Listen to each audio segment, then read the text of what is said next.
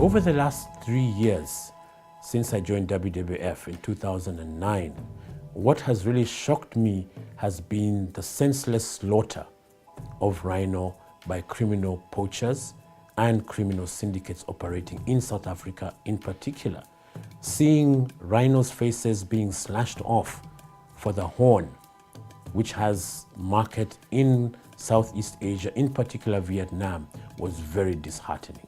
I think it was appalling, and this to me I think is unacceptable for people to slaughter such an iconic species, a pride and a national heritage for Africa in such a way. It actually motivates me to continue serving along the path WWF has set since 1961, determined to ensure rhinos are viable and are conserved for generations to come across Africa. It's important that one understands that illegal wildlife trade in rhino horn does not take place in isolation. These are criminal gangs that also operate drug cartels. They also operate illegal other dealings, prostitution rings. They deal in money laundering, which directly affects our national economies, and eventually it impacts on us.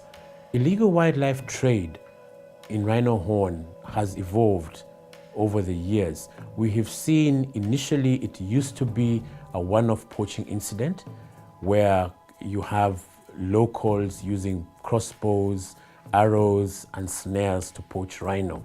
Looking at South Africa as a specific example, we saw some 10 years ago the loss of 2 to 3 rhino. As this progressed into 2009, where 122 were lost, we saw a change in the tactics being used by poachers, where you started using high-powered rifles. They went on to use silenced rifles, and they upgraded in 2010, where we saw the loss of 333, to start using professionals like vets to dart rhinos. They used silencers, helicopters, during the night especially, because they used infrared equipment to poach, which means it raised the level of sophistication of the poacher.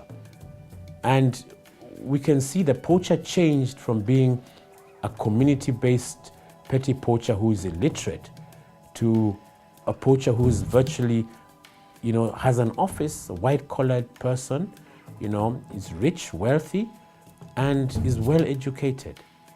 So it has evolved quite a lot.